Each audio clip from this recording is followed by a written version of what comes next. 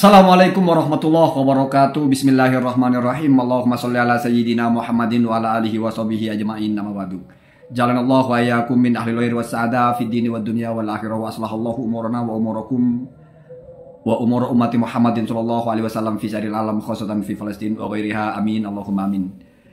Saya akan sampaikan narasi yang singkat dan mudah difahami sebagai pertanda bahwa sebentar lagi perdebatan masalah nasab ini akan selesai.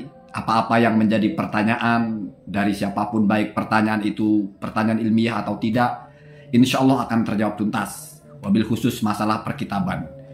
Yang pertama, sebetulnya ada titik temu dari semua yang kita bicarakan, yaitu apa yang ada di dalam kitab Al-Kafi, Al-Muntakhab. Ya.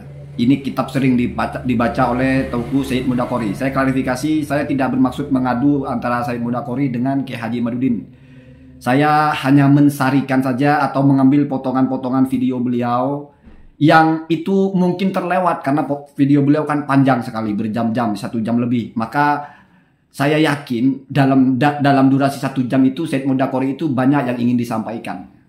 Dan ketika beliau mengupload video live berarti ingin orang tahu, maka saya bantu agar orang menjadi tahu. Dan di fokus-fokus tertentu saya ringkas-ringkas, itu bahasanya ikhtisar lah.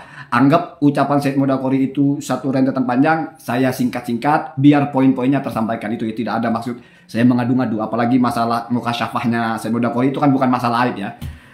Kemudian kembali lagi kepada tema tadi Al-Kafi Al-Muntakhab. Di situ kan sudah disebutkan bahwasanya la yu'tabaru sukutun nasabati anin nasab. Bahwasanya ketika seseorang nasabah sukut atau diam tidak menuliskan nasab seseorang itu tidak bisa dijadikan dalil untuk apapun. Makanya bahasanya la yu'tabaru. Ini Sayyid Mudakori mesti tahu ini kalau beliau baca. Ya karena kitab itu beliau kuasai sepertinya ya.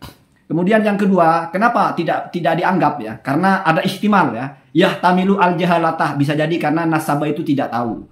Au al-akhda minal jahili, atau dia mungkin dapat informasi dari orang yang tidak tahu ya. Artinya mungkin nasabah itu tidak tahu kalau anaknya Maman ada yang bernama Mimin. Atau mungkin si nasabah itu mengambil informasi dari orang yang tidak tahu juga. Sehingga dia, orang yang diambil beritanya ini juga tidak menyebut ada anaknya Maman bernama Mimin. Atau juga yahtamilu al-iktisar, karena meringkas. Dan ini sinkron kalau Anda baca kitab Tahdhibul Ansab. Bagaimana muqaddimahnya Al-Ubaidillah itu mengatakan ini ikhtisar. Hatta membaca kitab Asy-Syajarah Al-Mubarakah juga di situ ada ikhtisar, ini adalah ikhtisar ya. Ya namanya ikhtisar berarti kan meringkas, tidak mencatat semua. Nah, satu ya. Kemudian ada satu poin yang ini menjadi sedikit membuka celah kepada perdebatan kita masalah ada kitabnya atau tidak ada kitabnya. Ada satu alasan lagi atau ada satu kemungkinan lagi kenapa kitab nasab itu tidak menyebut seseorang dan ketidakmenyebutannya ini tidak bisa dijadikan hujah. Atau sukutnya ini tidak dijadikan hujah. Karena bisa jadi itu yaktubuhu atau yadkuruhu ya fi kitabin ahor lam yasil ilaina, atau mungkin dia menulis atau menyebut nama itu di kitabnya yang lain yang mana tidak sampai kepada kita. Berarti masih ada celah. Maka saya mau luruskan narasi misalnya Kiai Haji Madudin mengatakan dalam kitab Tahdhibul Ansab tidak ada Ubaidillah. Oke, sepakat. Kita bisa cek itu semua. Dalam kitab Al-Muntaqilah atau Labiyah tidak ada Ubaidillah. Oke. Dalam Al-Majdi karya Al-Umari tidak ada. Dalam Umdatul Thalib karya siapa itu? Ibnu Inabah tidak ada. Karyanya At-Toki tidak ada. Semuanya di situ tidak ada. Maka narasi Kiai Haji Madudin kalau fokus di masalah menyebut nama dan kitabnya itu enak. Bisa kita buktikan. Tapi kalau di general, ulama di abad ke-4, abad ke-5, abad ke-6, abad ke-7 itu tidak bisa. Kenapa? Karena maka saya kasih space kepada Gus Rumayan untuk menjawab itu ya. Jadi masalahnya ini, kalau misalnya Al-Ubaidillah dalam kitabnya itu tidak menyebut, itu faktual, tidak perlu kita teliti. Kita baca kitabnya memang tidak ada. Al-Umari tidak menyebut dalam kitab itu, faktual, tidak perlu kita teliti. Tapi kalau misalnya dalam rentetan waktu sepanjang itu tidak ada ulama yang menyebut sehingga diklaim 550 tahun tidak pernah menyebut nama Ubaidillah, itu baru benar kalau bisa memastikan semua kitab nasab sudah dibaca sebelum itu. Ini kenyataannya Pak. Dan tidak semua kitab nasab itu ada di internet, bisa dilacak di internet. Nah, jadi masalahnya di situ saja ya. Jadi ini masalah kenapa kok dalam kitab Asy-Syajarah Al-Mubarakah kitab Tahdhibul Ansab tidak ada, dalam kitab ini tidak ada, tapi kok ada yang mengisbat nasab Alawi? Itu kan pertanyaannya. Karena jawabannya sederhana sekali. Karena saya tidak mau memaksakan, kan tidak ada kitabnya ulama nasab mewajibkan sezaman. Tidak perlu begitu ya. Itu kan bagi orang yang sudah tidak mempersoalkan. Ini kan kita bicara dengan orang yang mempersoalkan. Kalau nggak ada kitabnya bagaimana? Tidak ada kitabnya itu karena kitab yang dibaca baru itu. Bagaimana dengan kitabun lam yasil ilaina? Kitab yang tidak sampai kepada kita. Makanya dicari. Jadi ada narasi ketika orang tidak menyebut, ada kemungkinan. Yang mungkin ini paling populer yaitu karena mereka sebetulnya menyebut. Ada ulama yang menyebut di situ. Tetapi tidak sampai kepada kita. Itu ya. Itu bukan narasi saya. Itu narasi ulama. Anda baca dalam kitab Al-Kafi Al-Muntakhab ya. Kemudian tentang Asy-Syajarah Al-Mubarakah ini pertanyaan menarik sekali. Misalnya kita yakin sekali dengan Asy-Syajarah Al-Mubarakah.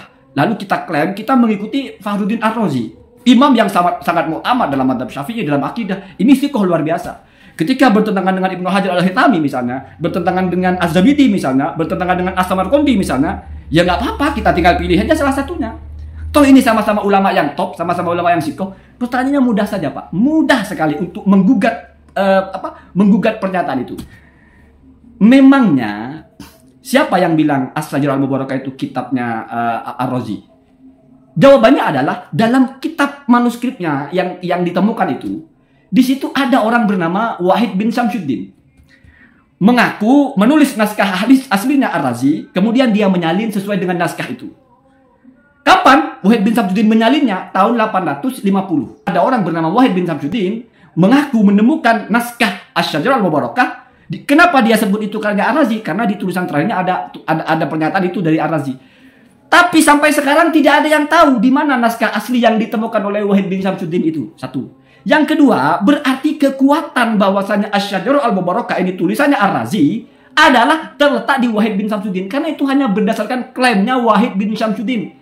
Sekarang kamu lacak siapa Wahid bin Syamsuddin? Nggak ketemu. Apakah sikoh, apa siapa, atau bagaimana? Maka tidak fair kalau Ibnu Hajar yang jelas menulis sabat dibandingkan dengan Ar-Razi, di mana Ar-Razi menulis Asy-Syajarah Al-Mubarakah benar atau tidak itu masih bergantung kepada Wahid bin Syamsuddin. Mestinya Ibnu Hajar banding Wahid bin Syamsuddin. Itu Pak.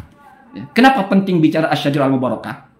Karena dalil terkuatnya Ki Haji Madudin sebetulnya adalah Asy-Syajarah Al-Mubarakah ini. Karena di situ ada narasi kata Ki Haji Madudin yang memahami kaidah nasab, ada narasi Al-Qasru. Anaknya Ahmad cuma 3. Kenapa? Karena menggunakan akibuhu, menggunakan jumlah ismiyah. Jadi di sini masalahnya. Maka kalau Asy-Syajarah Al-Mubarakah ini kita pastikan ini kitabnya siapa sih? Kitabnya Ar-Razi. Kata siapa? Wahid bin Syamsuddin. Wahid bin Syamsuddin siapa? Jadi jangan ukur Ar-Razinya dulu. Ukur yang mengklaim itu adalah kitabnya Ar-Razi. Kalau misalnya, tapi kan kata muhakkiknya Said Al-Mar'ashi, kata juga Said Mahdi Rojai, itu kitabnya Ar-Razi. Apa buktinya? Mereka menulis ketika buat sampulnya Al-Mu'allif Fakhruddin Ar-Razi.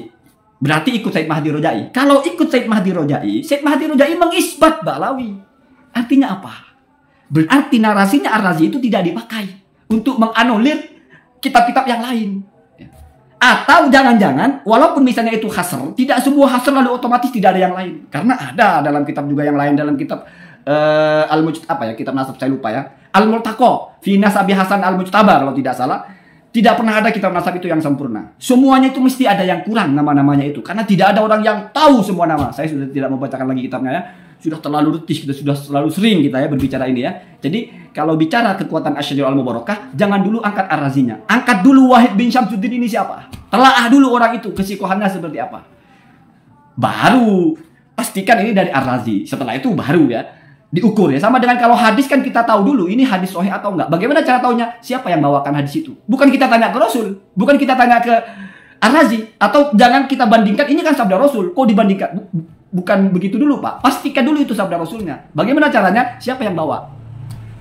Pastikan dulu ini dari Ar-Razi. Bagaimana caranya? Pastikan bahwa yang mengatakan itu dari Ar-Razi adalah terpercaya. Siapa? Yaitu Wahid bin Syamsuddin. Anda buktikan dulu siapa Wahid bin Syamsuddin. Ya. Jadi dari dua dalil, yang pertama Asy-Syajarah Al-Mubarakah sudah saya sampaikan persoalannya, dan masalah as-sukut ya. Ulama nasab pada waktu itu Al-Ubaidili dalam kitabnya, Al-Umari dalam kitabnya, terus Ibnu Tabatabai dalam kitabnya tidak menulis, artinya sukut ini tidak bisa dijadikan hujah. Kenapa? Karena masih ada kemungkinan ada kitab di masa itu walaupun tidak ditulis oleh orang-orang ini atau ditulis oleh orang-orang ini tapi kitabnya tidak sampai kepada kita. Itu Gus Rumail tugasnya ya. Jadi biar kita paham petanya, biar ini tidak menjadi satu benang kusut yang tidak terurai ya. Saya kira mudah kalau kita percaya, kalau kita meyakini bahwa ilmu ini Jauhkan dari hawa nafsu, jauhkan dari kita membenci siapapun ya, biar kita mendapatkan kebenaran. Dan Allahu ya'lamu. Assalamualaikum warahmatullahi wabarakatuh.